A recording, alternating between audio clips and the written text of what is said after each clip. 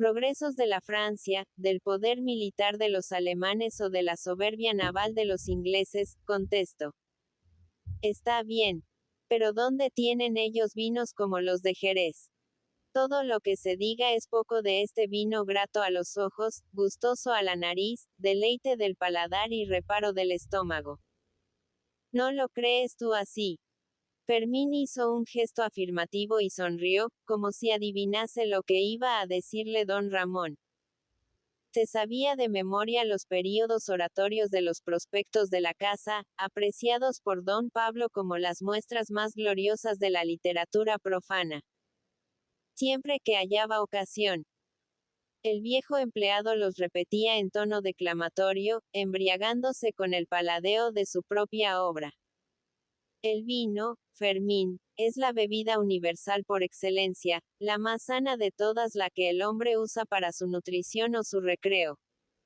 Es la bebida que mereció los honores de la embriaguez de todo un dios del paganismo. Es la bebida cantada por los poetas griegos y romanos, la celebrada por los pintores, la ensalzada por los médicos.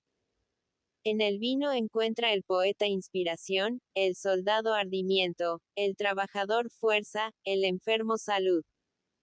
En el vino halla el hombre goce y alegría y el anciano fortaleza. El vino excita la inteligencia, aviva la imaginación, fortifica la voluntad, mantiene la energía.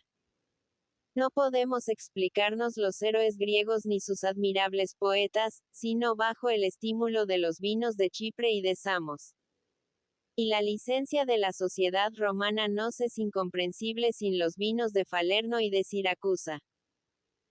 Solo podemos imaginarnos la heroica resistencia del paisano aragonés en el sitio de Zaragoza, sin descanso y sin comida, viendo que, además de la admirable energía moral de su patriotismo, contaba para su sostén físico con el porroncillo de vino tinto. Pero dentro de la producción vinícola que abarca muchos países, ¿qué? Asombrosa variedad de clases y tipos, de colores y aromas, y cómo se destaca el Jerez a la cabeza de la aristocracia de los vinos. ¿No crees tú lo mismo, Fermín? ¿No encuentras que es justo y está bien dicho todo lo que se me ocurre? El joven asintió. Todo aquello lo había leído muchas veces en la introducción del gran catálogo de la casa. Un cuaderno con vistas de las bodegas de Dupont, y sus numerosas dependencias, acompañadas de la historia de la casa y de elogios a sus elaboraciones.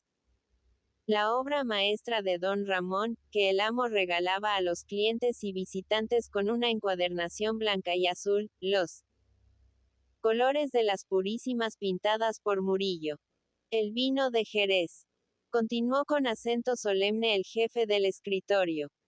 No es un advenedizo, un artículo elevado por la veleidosa moda.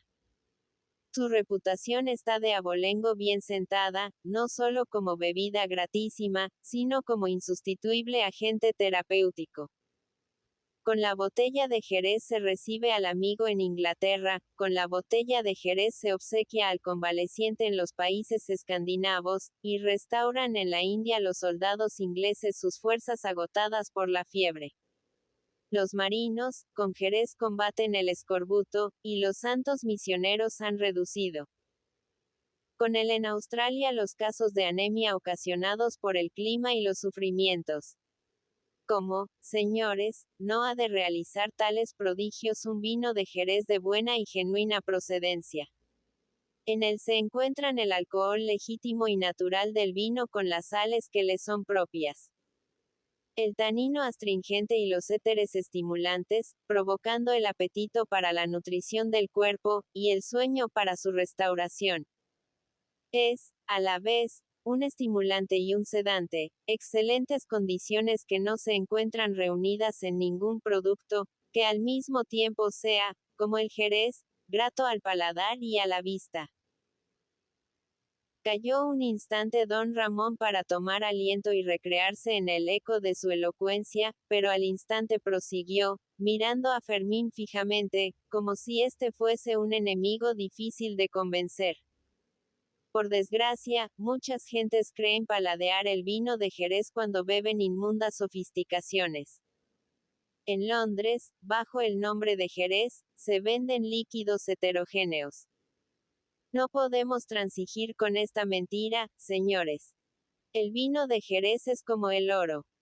Podemos admitir que el oro sea puro, de mediana o de baja ley, pero no podemos admitir que se llame oro al doble. Solo es Jerez el vino que dan los viñedos jerezanos, que recrían y añejan sus almacenistas y que exportan, bajo su honrada firma, casas de intachable crédito, como por ejemplo la de Dupont Hermanos. Ninguna casa puede compararse con ella. Abarca todos los ramos. Cultiva la vid y elabora el mosto. Almacena y añeja el vino. Se dedica por sí misma a la exportación y a la venta, y además destila mostos, elaborando su famoso cognac. Su historia abarca cerca de siglo y medio. Los Dupont constituyen una dinastía. Su fuerza no admite auxiliares ni asociados. Planta las vides en terrenos propios, y sus cepas han nacido antes en viveros de Dupont. La uva se prensa en lagares de Dupont, y los toneles en que fermenta el vino son fabricados por Dupont. En bodegas de Dupont se añeja y envejece el vino bajo la vigilancia de un Dupont, y por Dupont se encasca y se exporta sin la intervención de otro interesado. Buscad, pues, los vinos legítimos de Dupont en la seguridad de que es la casa que los conserva, puros y genuinos. Fermín reía escuchando a su jefe, lanzado a escape por entre los fragmentos de prospectos y reclamos, que conservaba en su memoria. Pero, don Ramón, si yo no he de comprar ni una botella. Sí soy de la casa. El jefe del escritorio pareció despertar de su pesadilla oratoria, y rió lo mismo que su subordinado.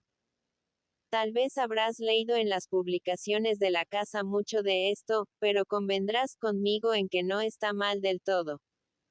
Además, prosiguió irónicamente, los grandes hombres vivimos bajo el peso de nuestra grandeza y como no podemos salir de ella, nos repetimos. Miró las extensiones cubiertas de cepas, y continuó con un tono de sincera alegría. Me satisface que se hayan replantado con vides americanas los grandes claros que dejó la filoxera. Yo se lo aconsejé muchas veces a don Pablo. Así aumentaremos dentro de poco la producción, y los negocios, que marchan bien, aún irán mejor. Ya puede volver la plaga cuando quiera. Por aquí pasará de largo. Fermín hizo un gesto que invitaba a la confianza. Con franqueza, don Ramón, ¿en quién cree usted más? ¿En la vida americana, o en las bendiciones que ese padre les echará a las cepas? Don Ramón miró fijamente al joven como si quisiera verse en sus pupilas. Muchachito. Muchachito. Dijo con tono severo. Después giró la vista en torno. Con cierta alarma, y continuó en voz baja como si las cepas pudiesen oírle. Tú ya me conoces. Te trato con confianza porque eres incapaz de andar con soplos y porque has visto mundo y te has desasnado en el extranjero. ¿A qué me vienes con preguntas? Ya sabes que callo y dejo rodar las cosas. No tengo derecho a más. La casa Dupont es mi refugio. Si saliese de ella, tendría que volver con toda mi prole a la miseria desesperada de Madrid. Estoy aquí como un vagabundo que encuentra posada y toma buenamente lo que le dan, sin permitirse criticar a sus bienhechores. El recuerdo del pasado, con sus ilusiones y sus alardes de independencia, despertaba en él cierto rubor. Para tranquilizarse a sí mismo quería explicar el cambio radical de su vida. Me retiré, Fermín, y no me arrepiento. Aún quedan muchos de los que fueron mis compañeros de miserias y entusiasmos, que siguen fieles al pasado con una consecuencia que es testarudez. Pero ellos han nacido para héroes y yo no soy más que un hombre que considera el comer como la primera función de la vida. Además, me cansé de escribir por la gloria y las ideas, de sudar para los demás y vivir en perpetua pobreza. Un día me dije, que solo se puede trabajar para ser grande hombre o para comer. Y como estaba convencido de que el mundo no podía sentir la más leve emoción por mi retirada, ni había llegado a enterarse de que existo, recogí los bártulos que yo titulaba ideales, me decidí a comer, y aprovechando ciertos bombos dados por mí en los periódicos a la casa Dupont, me metí en ello para siempre, y no puedo quejarme.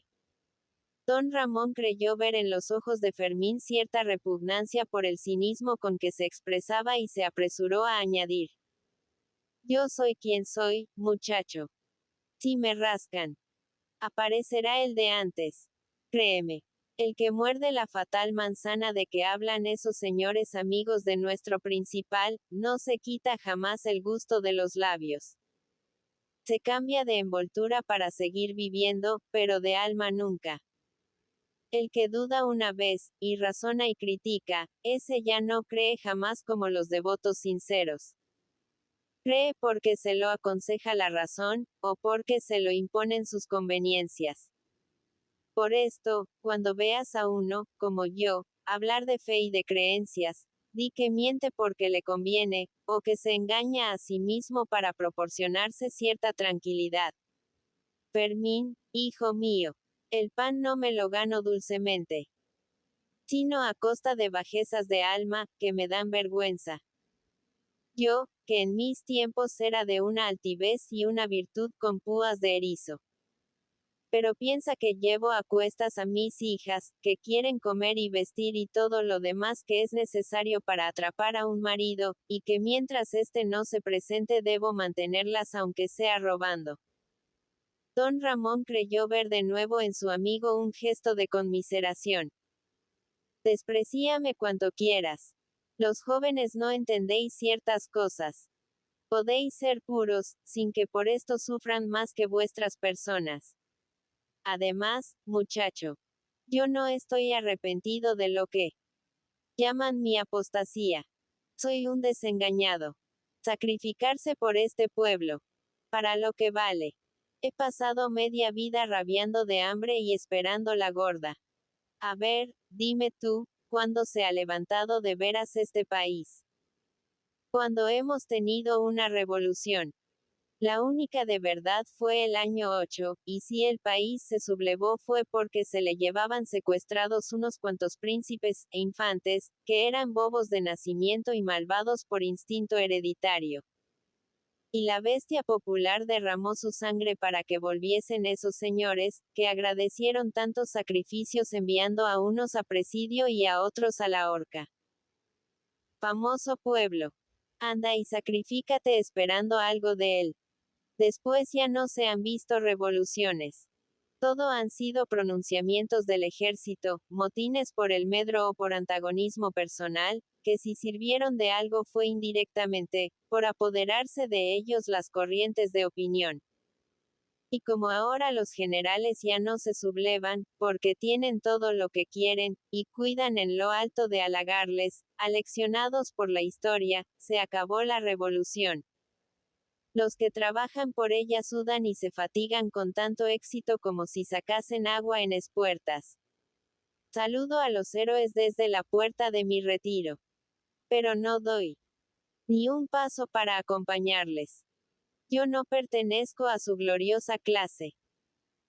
Soy ave de corral tranquila y bien cebada, y no me arrepiento de ello cuando veo a mi antiguo camarada Fernando Salvatierra, el amigote de tu padre, vestido de invierno en el verano, y de verano en invierno, comiendo pan y queso, con una celda reservada en todas las cárceles de la península y molestado a cada paso por la vigilancia.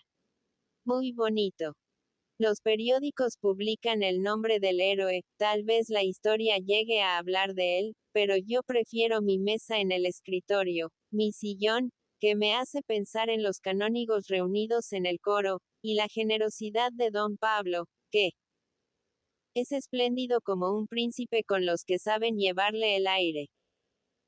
Fermín, molestado por el tono irónico con que aquel vencido, satisfecho de su servidumbre, hablaba de Salvatierra, iba a contestarle, cuando en lo alto de la explanada sonó la voz imperiosa de Dupont y las fuertes palmadas del capataz llamando a su gente. La campana lanzaba en el espacio el tercer toque. Iba a comenzar la misa. Don Pablo, desde los peldaños de la capilla, abarcó en una mirada a todo su rebaño y entró en ella con apresuramiento, pues quería edificar a la gente ayudando la misa. La muchedumbre de trabajadores llenó la capilla, permaneciendo todos de pie, con un gesto hosco que hacía perder a Dupont, en ciertos momentos, toda esperanza de que aquella gente agradeciese los cuidados que tenía con sus almas. Cerca del altar, sentadas en rojos sillones, estaban las señoras de la familia, y detrás los parientes y los empleados. El ara estaba adornada con hierbas del monte y flores del invernadero del Hotel de los Dupont. El acre perfume de los ramos silvestres, mezclábase con el olor de carne fatigada y sudorosa que exhalaba el amontonamiento de los jornaleros. De vez en cuando, María de la Luz abandonaba la cocina para correr a la puerta de la iglesia y oír un cachito de misa. Empinándose sobre las puntas de los pies, pasaba su vista por encima de todas las cabezas para fijarse en Rafael, que estaba al lado del capataz, en las gradas que conducían al altar, como una barrera entre el señorío y la pobre gente. Luis Dupont, muy estirado, detrás del sillón de su tía, al ver a María de la Luz la hizo varios gestos, llegando a amenazarla con la mano. Ah, maldito guasón. Siempre el mismo. Hasta el instante de la misa había estado en la cocina importunándola con sus bromas, como si aún durasen los juegos de la infancia. En algunos momentos había tenido que amenazarle entre risueña y ofendida por tener las manos largas. Pero María de la Luz no podía permanecer mucho tiempo en el mismo sitio. La reclamaban las gentes de la cocina al no encontrar las cosas más indispensables para sus guisos. Avanzaba la misa. La señora viuda de Dupont enternecíase viendo la humildad, la gracia cristiana con que su Pablo cambiaba de sitio el misal o manejaba las vinajeras. Un hombre que era el primer millonario de su país, dando a los pobres este ejemplo de humildad para los sacerdotes de Dios. Sirviendo de acólito al padre Urizábal. Si todos los ricos hiciesen lo mismo, de otro modo pensarían los trabajadores, que solo sienten odios y deseos de venganza. Y emocionada por la grandeza de su hijo, bajaba los ojos suspirando, próxima a llorar. Terminada la misa, llegó el momento de la gran ceremonia. Iban a ser bendecidas las viñas para librarlas del peligro de la filoxera. Después de haberlas plantado de vid americana. El señor Fermín salió apresuradamente de la capilla e hizo arrastrar hasta la puerta varios serones que el día anterior habían traído de Jerez. Estaban llenos de cirios, y el capataz fue distribuyéndolos entre los viñadores. Bajo la luz esplendorosa del sol comenzaron a brillar, como pinceladas rojas y opacas, las llamas de la cera. Se formaron en dos filas los jornaleros, y guiados por el señor Fermín, emprendieron una marcha lenta, viña abajo. Las señoras, agrupadas en la plazoleta, con todas sus criadas y María de la Luz, contemplaban la salida de la procesión, el lento desfile de las dos hileras de hombres, con la cabeza baja y el cirio en la mano, unos con chaqueta de paño pardo, otros en cuerpo de camisa y un pañuelo rojo al cuello, llevando todo su sombrero apoyado en el pecho. El señor Fermín, que iba a la cabeza de la procesión, estaba ya en mitad de la cuesta, cuando apareció en la entrada de la capilla el grupo más interesante. El padre Urizábal, con una capa de claveles rojos y dorados deslumbrantes, y junto a él Dupont, empuñando su cirio como una espada, mirando a todos lados imperiosamente, para que la ceremonia marchase bien y no la desluciera el menor descuido. Detrás, como un cortejo de honor, marchaban todos sus parientes y empleados, con él. Gesto compungido. Luis era el que se mostraba más grave. Él se reía de todo, menos de las cosas de la religión, y esta ceremonia le enternecía por su carácter extraordinario. Había recibido una excelente enseñanza de los padres de la compañía. Su fondo era bueno, como decía don Pablo cuando le hablaban de las calaveradas de su primo. El padre Urizábal abrió el libro que llevaba sobre el pecho, el ritual romano, y comenzó a recitar la letanía de los santos, la letanía grande, como la titulan las gentes de la iglesia. Dupont ordenó con el gesto a todos los que le rodeaban, que le siguiesen fielmente en sus respuestas al sacerdote. Sancte Michael. Ora pro nobis. Contestó el amo con voz firme, mirando a sus acompañantes. Estos repitieron las mismas palabras, y el ora pro nobis se extendió como un rugido, hasta la cabeza de la procesión, donde el señor Fermín parecía llevar el compás de tantas voces. Sancte Rafael. Ora pro nobis. Omne Santi Angeli et Archangeli. Ahora, en vez de ser un santo el invocado, eran muchos, y Dupont erguía su cabeza y gritaba más fuerte, para que todos se enterasen, no cometiendo error en la respuesta. Orate pro nobis. Pero solo los que rodeaban a don Pablo podían seguir sus indicaciones. El resto de la procesión avanzaba lentamente, saliendo de sus filas un rugido cada vez más desgarrado con sonoridades burlescas y temblores irónicos. A las pocas frases de la letanía, los jornaleros, aburridos de la ceremonia, con el cirio hacia abajo, contestaban automáticamente, imitando unas veces el ruido del trueno y otras un chillido de vieja, que hacía a muchos de ellos llevarse el sombrero a la cara. Sancte Jacobe. Cantaba el sacerdote. Nubis. Rugían los viñadores, con burlescas inflexiones de voz, sin perder la gravedad de sus caras atesadas. Sancte Barnaba. Pobis. Pobis. Contestaban a lo lejos los jornaleros. El señor Fermín, aburrido también de la ceremonia, fingía enfadarse. A ver. Que haya formalía. Decía encarándose con los más audaces. Pero, condenaos, ¿no veis que el amo va a conocer que le tomáis el pelo? Pero el amo no se daba cuenta de nada, cegado por la emoción. La vista de las dos filas de hombres marchando entre las cepas y el canto reposado del sacerdote, conmovían su alma. Las llamas de los cirios temblaban sin color y sin luz como fuegos fatuos retrasados en su viaje nocturno y sorprendidos por el día. La capa del jesuita brillaba bajo el sol como el caparazón de un insecto enorme, blanco y dorado. La sagrada ceremonia conmovía a Dupont hasta el punto de agolpar las lágrimas a sus ojos. Muy hermoso, ¿verdad? Suspiró en una pausa de la letanía, sin ver a los que le rodeaban, dejando caer al azar la expresión de su entusiasmo. Sublime. Se apresuró a murmurar el jefe del escritorio. Primo. De Chipén. Añadió Luis. Esto parece una cosa de teatro. Dupont, a pesar de su emoción, no se olvidaba de marcar las respuestas de la letanía ni de atender al cuidado del sacerdote. Le tomaba del brazo para guiarle en las desigualdades del terreno. Evitaba que su capa enganchase en los sarmientos sus bordados de realce. Ab ira, et odio, et omni mala voluntate. Cantaba el sacerdote.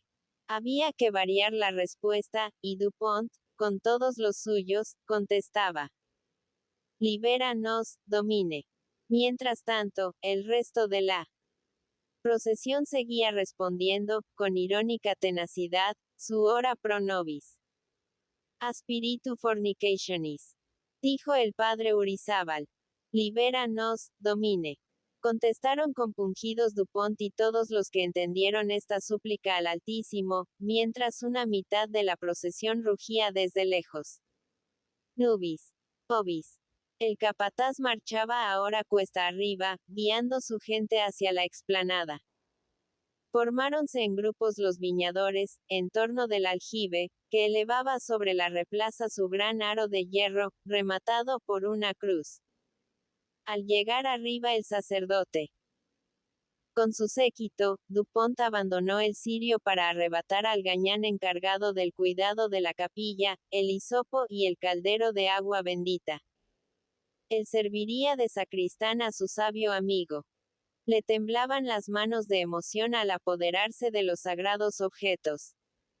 El capataz, y muchos de los viñadores, adivinando que había llegado el momento supremo de la ceremonia, abrían desmesuradamente los ojos esperando ver algo extraordinario. Mientras tanto, el sacerdote volvía las hojas de su libro, sin encontrar la oración apropiada al caso. El ritual era minucioso. La iglesia se parapetaba en todas las avenidas de la vida. Oraciones para las mujeres de parto, para el agua, para las luces, para las casas nuevas, para barcos recién construidos, para la cama de los desposados, para los que parten de viaje, para el pan, para los huevos, para toda clase de comestibles. Por fin, encontró en el ritual lo que buscaba. Benedictio super fruges et vineas. Y Dupont sentía cierto orgullo al pensar que la Iglesia tenía su oración en latín para las viñas, como si hubiese presentido a muchos siglos de distancia que nacería en Jerez un siervo de Dios, gran productor de vinos, que necesitaría de sus preces. Adjutorium nostrum in nomine Domine, dijo el sacerdote mirando a su rico acólito con el rabillo del ojo, pronto a indicarle la respuesta. Y fecit coelum et terram, contestó Dupont sin vacilar, recordando las palabras cuidadosamente aprendidas. Aún respondió a otras dos invocaciones del sacerdote, y este fue leyendo con lentitud el Oremus, pidiendo la protección de Dios para las viñas y recomendándole que guardase sus uvas hasta la madurez. Per Christum Dominum Nostrum, terminó el jesuita. Amén, contestó Dupont con el rostro contraído, haciendo esfuerzos para que no le saltasen las lágrimas. El padre Urizábal empuñó el hisopo, humedeciéndolo en el calderillo y se irguió como para dominar mejor la extensión de viñas que abarcaba su vista desde la explanada. Asperges. Y musitando entre dientes el resto de la invocación, echó delante de él una rociada en el espacio. Asperges. Asperges. Y dio hisopazos a derecha e izquierda. Después, recogiéndose la capa y sonriendo a las señoras, con la satisfacción del que da por terminado su trabajo, se dirigió a la capilla seguido por el sacristán. Portador otra vez del hisopo y el caldero. ¿Esto se ha acabado?, preguntó flemáticamente al capataz, un viñador viejo, de rostro grave. Sí, se ha acabado. De modo, que ya no tiene más que decir el pare cura. Creo que no, dueño. Y podemos dirnos. El señor Fermín, después de hablar con don Pablo, volvió hacia los grupos de trabajadores, dando palmadas. A volar. La fiesta había terminado para ellos. Podían ir a la otra misa, a ver a sus mujeres. Pero a la noche todos en la viña para continuar el trabajo de buena mañana. Llevaos las velas, añadió. El Señor os las regala para que vuestras familias las guarden como recuerdo.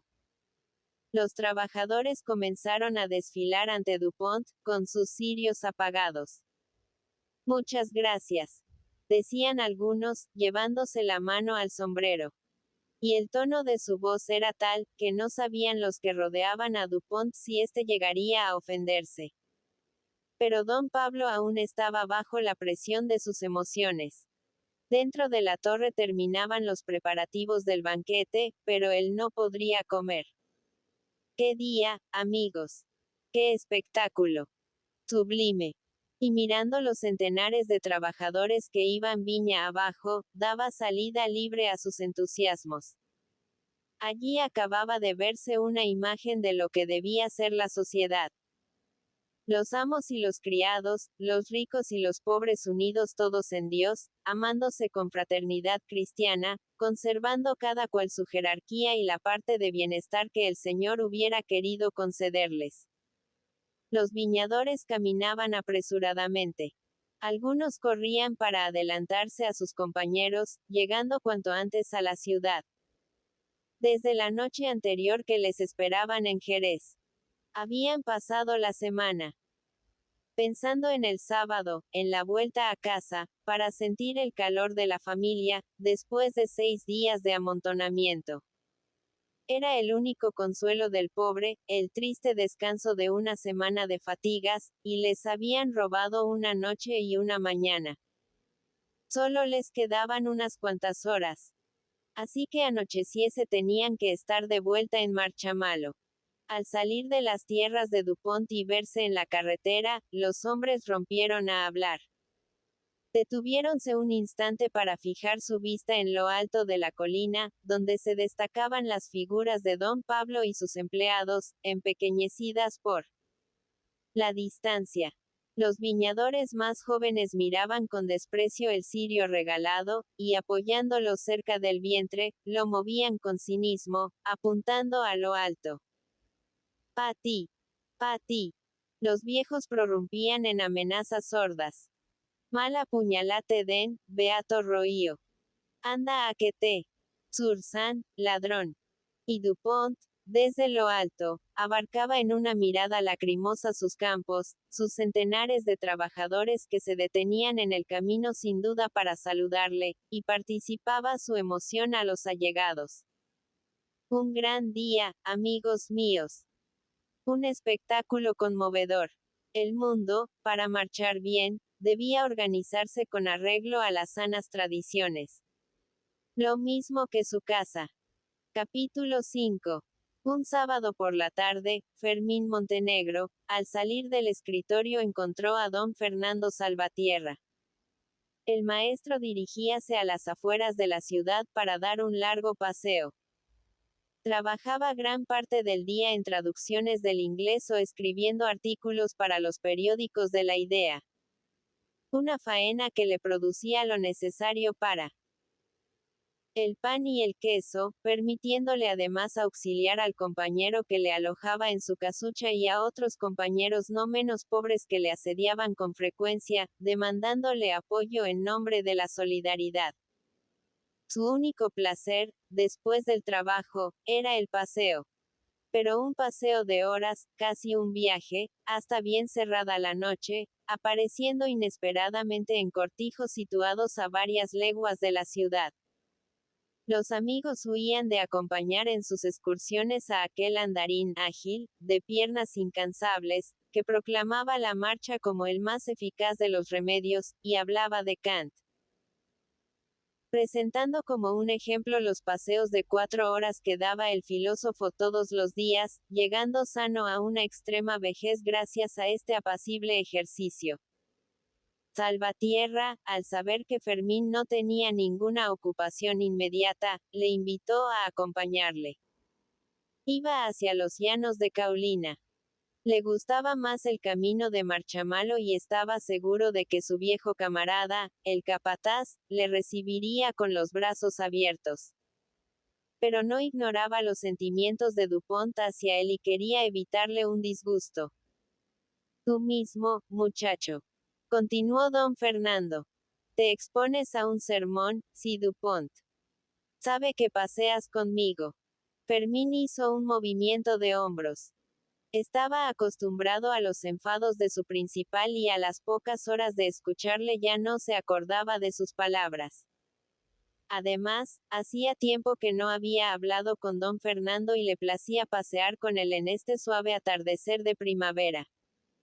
Los dos salieron de la ciudad, y después de seguir las cercas de las pequeñas viñas con sus casitas de recreo entre grupos de árboles, vieron extenderse ante sus ojos las planicies de Caulina como una estepa verde. Ni un árbol, ni un edificio. La llanura esparcíase hasta las montañas que, esfumadas por la distancia, cerraban el horizonte. inculta, salvaje, con la solemnidad monótona de la tierra abandonada. Los hierbajos cubrían el suelo en apretadas marañas, matizando la primavera su verde oscuro con el blanco y el rojo de las flores silvestres. Las piteras y chumberas, plantas rudas y antipáticas de los países abandonados, amontonaban en los bordes del camino una vegetación puntiaguda y agresiva.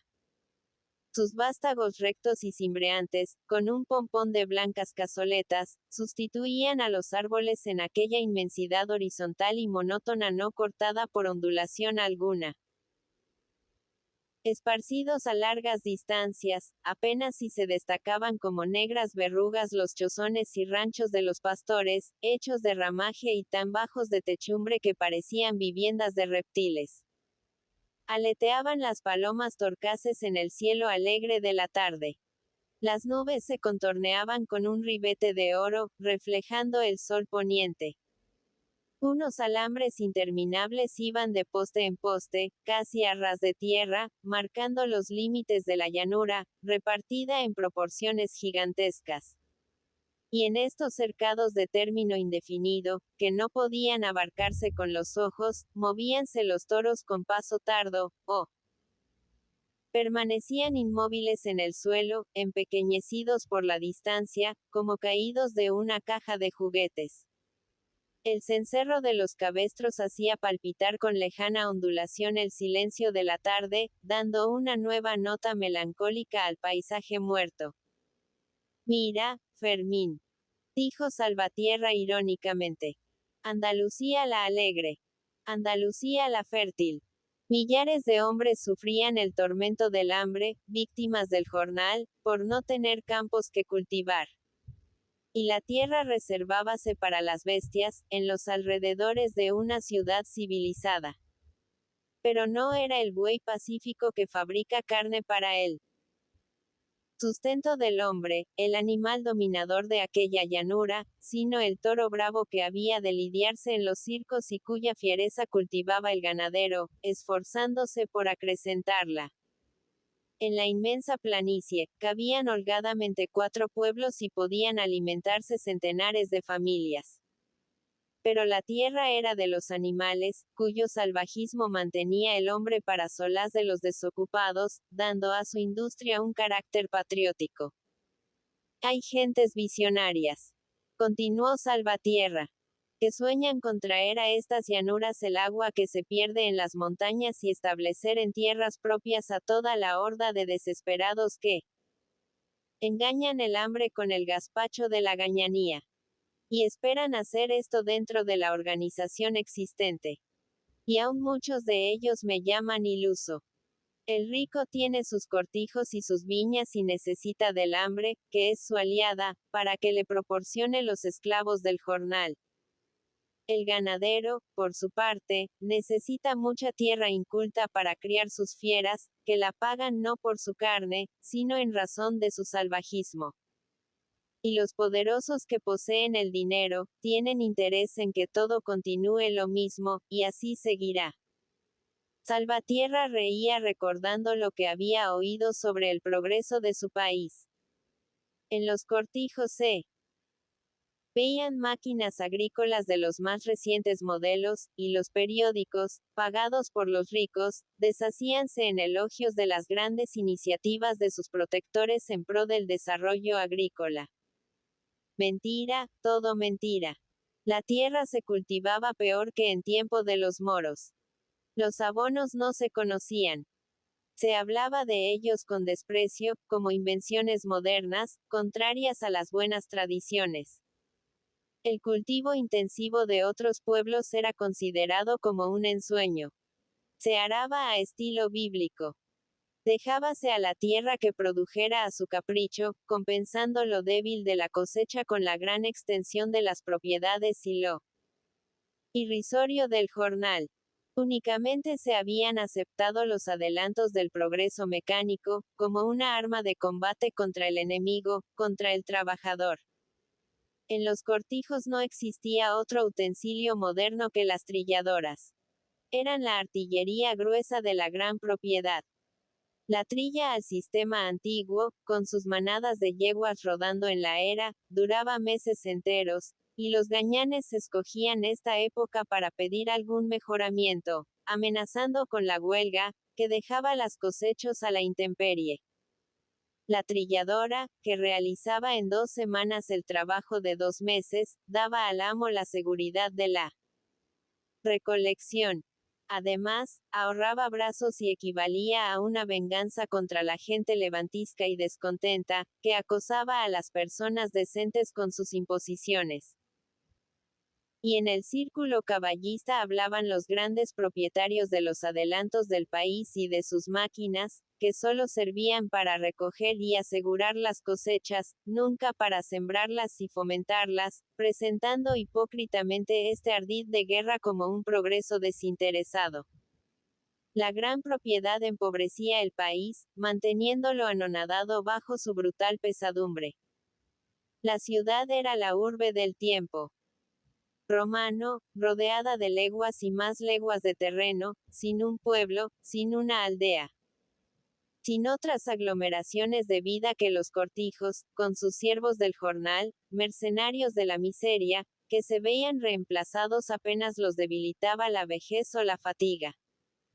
Más tristes que el antiguo esclavo, que al menos veía seguros hasta su muerte el techo y el pan. La vida se concentraba en la ciudad, como si la guerra asolase los campos y solo dentro de sus muros se considerase segura. El antiguo latifundo enseñoreado del suelo, poblaba la campiña de hordas cuando lo exigían las faenas. Al terminar estas, un silencio de muerte caía sobre las inmensas soledades, retirándose las bandos de jornaleros a los pueblos de la sierra, para maldecir de lejos a la ciudad opresora. Otros mendigan en ella, viendo de cerca la riqueza de los amos, sus ostentaciones bárbaras que incubaban en las almas de los pobres un deseo de exterminio. Salvatierra detenía el paso para volver la vista atrás y contemplar la ciudad, que destacaba su blanco caserío, la arboleda de sus jardines sobre el cielo rosa y oro de la puesta del sol. Ah, Jerez. Jerez. Dijo el rebelde. Ciudad de millonarios, rodeada de una horda inmensa de mendigos. Lo extraño es cómo estás ahí, tan blanca y tan bonita, riendo de todas las miserias, sin que te hayan prendido fuego. La campiña dependiente de la ciudad, que abarcaba casi una provincia, era de 80 propietarios. En el resto de Andalucía ocurría lo mismo. Muchas familias de rancia nobleza habían guardado la propiedad feudal, las grandes extensiones adquiridas por sus ascendientes, con solo galopar, lanza en ristre, matando moros.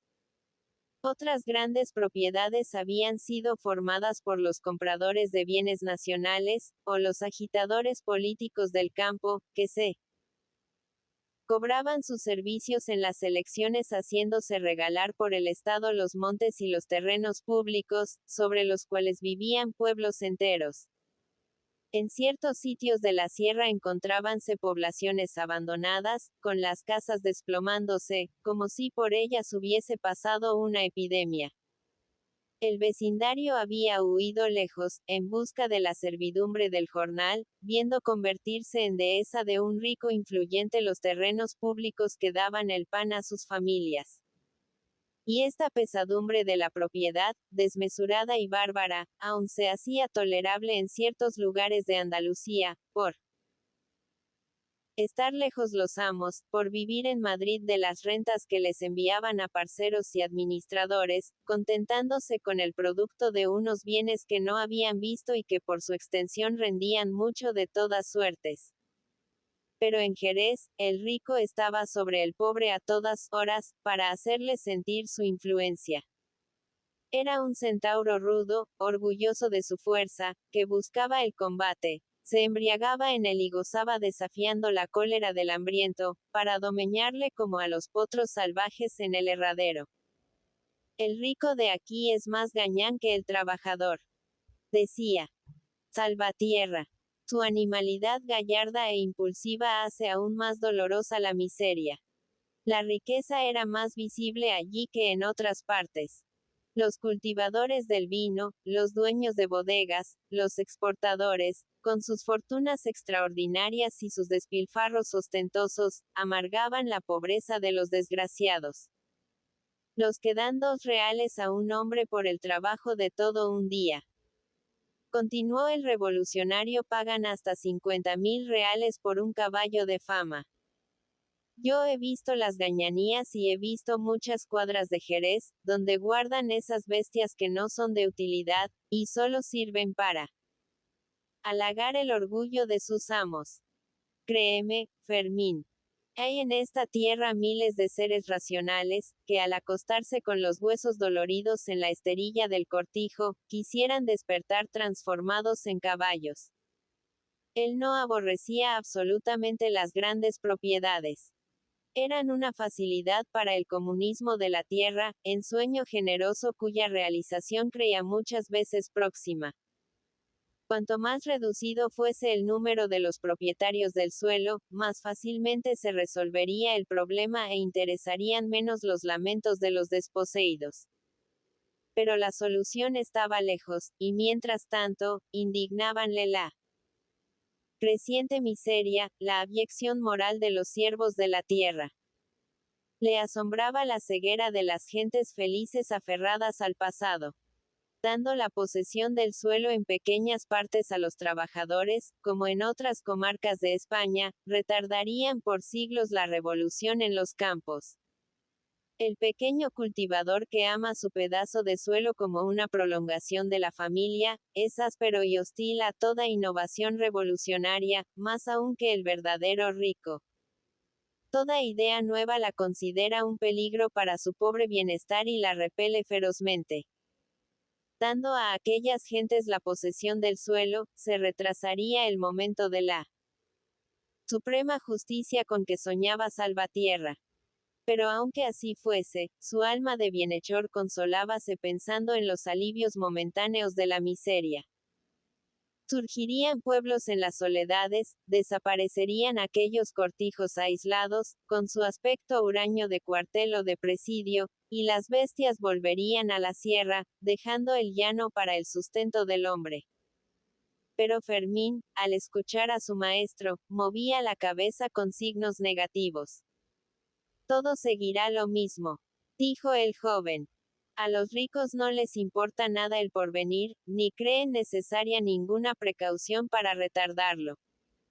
Tienen los ojos en el cogote, y si algo ven, es hacia atrás.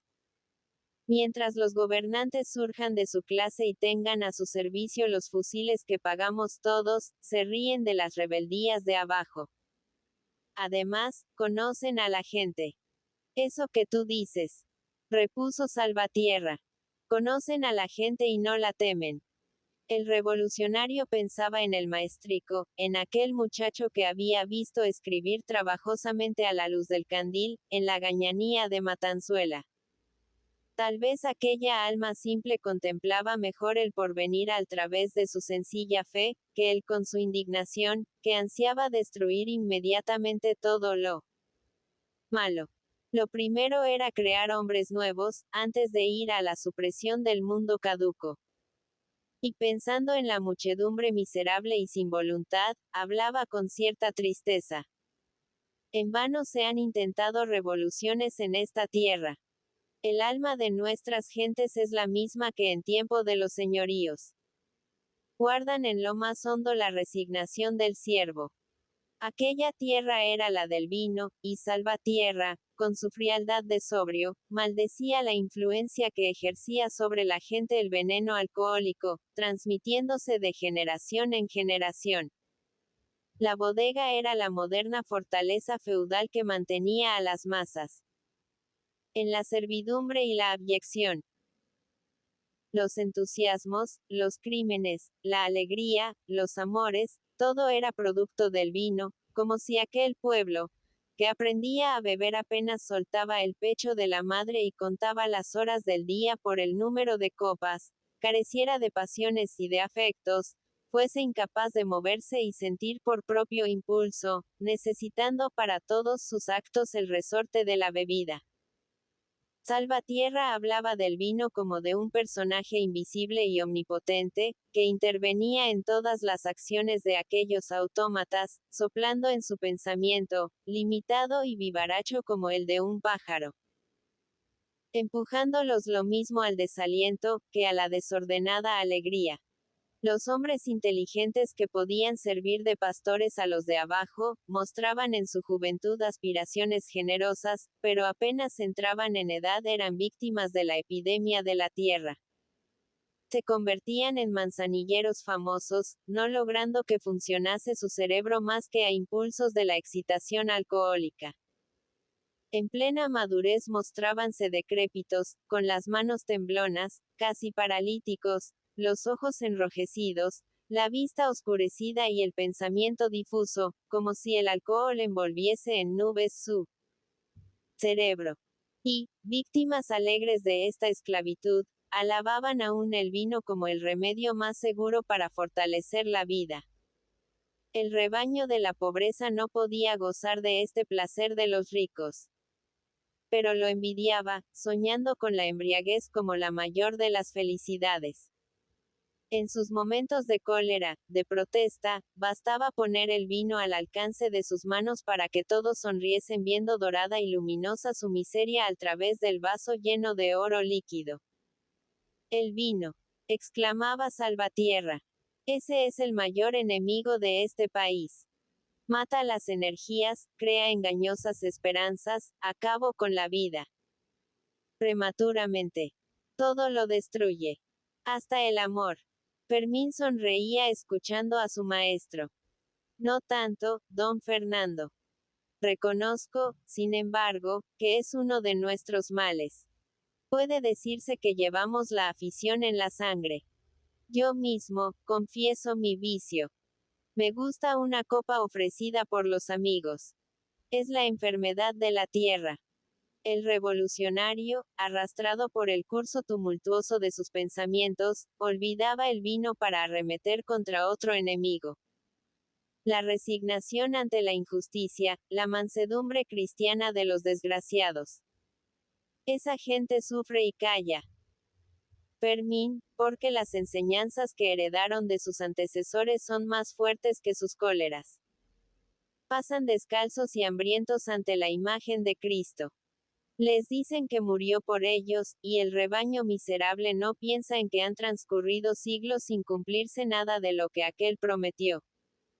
Todavía las hembras, con el femenil sentimentalismo que lo espera todo de lo sobrenatural, admiran sus ojos que no ven, y aguardan una palabra de su boca, muda para siempre por el más colosal de los fracasos. Hay que gritarles. No pidáis a los muertos. Secad vuestras lágrimas para buscar en los vivos el remedio de vuestros males. Salvatierra se exaltaba, elevando su voz en el silencio del crepúsculo. El sol se había ocultado, dejando sobre la ciudad una aureola de incendio. Por la parte de la sierra destacábase en un cielo de color de violeta la primera estrella anunciadora de la noche. El revolucionario la miraba, como si fuese el astro que había de guiar hacia más amplios horizontes la muchedumbre del llanto y del dolor.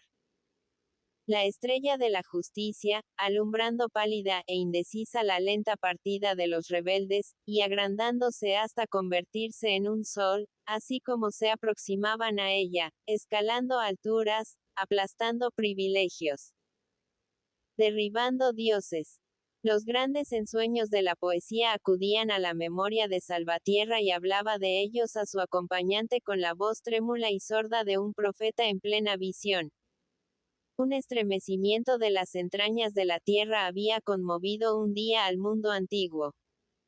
Los árboles gimieron en los bosques, agitando sus melenas de hojas, como plañideras desesperadas. Un viento fúnebre rizó los lagos y la superficie azul y luminosa del mar clásico que había arrullado durante siglos en las playas griegas los diálogos de los poetas y los filósofos. Un lamento de muerte rasgó el espacio, llegando a los oídos de todos los hombres. El gran pan ha muerto. Las sirenas se sumergieron para siempre en las glaucas profundidades, las ninfas huyeron despavoridas a las entrañas de la tierra para no volver jamás, y los templos, blancos, que cantaban como himnos de mármol la alegría de la vida bajo el torrente de oro del sol, se entenebrecieron, sumiéndose en el silencio augusto de las ruinas. Cristo ha nacido, gritó la misma voz. Y el mundo fue ciego para todo lo exterior, reconcentrando su vista en el alma. Y aborreció la materia como pecado vil, y oprimió los sentimientos más puros de la vida, haciendo de su amputación una virtud. El sol siguió brillando, pero pareció menos luminoso a la humanidad, como si entre ella y el astro se interpusiera un velo fúnebre. La naturaleza continuó su obra creadora, insensible a las locuras de los hombres. Pero estos no amaron otras flores que las que transparentaban la luz en las vidrieras de las ojivas, ni admiraron más árboles que las palmeras de piedra que sostenían las bóvedas de las catedrales. Venus ocultó sus desnudeces de mármol en las ruinas del incendio, esperando renacer tras un sueño de siglos, bajo el arado del rústico. El tipo de belleza fue la Virgen infecunda y enferma, enflaquecida por el ayuno. La religiosa, pálida y desmayada como el lirio que sostenían sus manos de cera, con los ojos lacrimosos, agrandados por el éxtasis y el dolor de ocultos cilicios. El negro ensueño había durado siglos. Los hombres, renegando de la naturaleza, habían buscado en la privación, en la vida torturada y deforme, en la divinización del dolor, el remedio de sus males, la fraternidad ansiada, creyendo que la esperanza del ciclo y la caridad en la tierra bastarían para la felicidad de los cristianos. Y he aquí que el mismo lamento que anunció la muerte del gran Dios de la naturaleza, volvía a sonar como si reglamentase, con intervalos de siglos, las grandes mutaciones de la vida humana. Cristo ha muerto. Cristo ha muerto. Sí, ha muerto hace tiempo. Continuó el rebelde. Todas las almas oyen este grito misterioso en sus momentos de desesperación. En vano suenan las campanas cada año anunciando que Cristo resucita. Resucita solo para los que viven de su herencia. Los que sienten hambre de justicia y esperan miles de años la redención, saben que está bien muerto y que no volverá, como no vuelven las frías y veleidosas divinidades griegas. Los hombres, siguiéndole, no habían visto un horizonte nuevo. Habían caminado por senderos conocidos. Solo cambiaban el exterior y el nombre de las cosas. La humanidad contemplaba a la luz cenicienta de una religión que maldice la vida, lo que antes había visto en la inocencia de la infancia. El esclavo redimido por Cristo era ahora el asalariado moderno, con su derecho a morir de hambre, sin el pan y el cántaro de agua que su antecesor encontraba en el ergástula. Los mercaderes arrojados del templo tenían asegurada la entrada en la gloria eterna y eran los sostenes de toda virtud. Los privilegiados hablaban del reino de los cielos como de un placer más que añadir a los que disfrutaban en la tierra. Los pueblos cristianos se exterminaban, no por los caprichos y los odios de sus pastores, sino por algo menos concreto, por el prestigio de un trapo ondeante, cuyos colores les enloquecían. Se mataban fríamente hombres que no se habían visto nunca, que dejaban a sus espaldas un campo por cultivar y una familia abandonada. Hermanos de dolor en la cadena del trabajo, sin otras diferencias que la lengua y la raza. En las noches de invierno, la gran muchedumbre de la miseria pululaba en las calles de las ciudades, sin pan y sin techo, como si estuviese en un desierto. Los niños lloraban de frío, ocultando las manos bajo los sobacos. Las mujeres de voz aguardentosa se encogían como fieras en el quicio de una puerta, para pasar la noche. Los vagabundos sin pan, miraban los balcones iluminados de los palacios o seguían el desfile de las gentes felices que, envueltas en pieles, en el fondo de sus carruajes, salían de las fiestas de la riqueza. Y una voz, tal vez la misma, repetía en sus oídos, que zumbaban de debilidad. No esperéis nada. Cristo ha muerto. El obrero sin trabajo, al volver a su frío tugurio, donde le aguardaban los ojos interrogantes de la hembra enflaquecida, dejábase caer en el suelo como una bestia fatigada, después de su carrera de todo un día para aplacar el hambre de los suyos. Pan, pan, le decían los pequeñuelos esperando encontrarlo bajo la blusa raída. Y el padre oía la misma voz, como un lamento que borraba toda esperanza. Cristo ha muerto. Y el jornalero del campo que, mal alimentado con basofia, sudaba bajo el sol, sintiendo la proximidad de la asfixia, al detenerse un instante para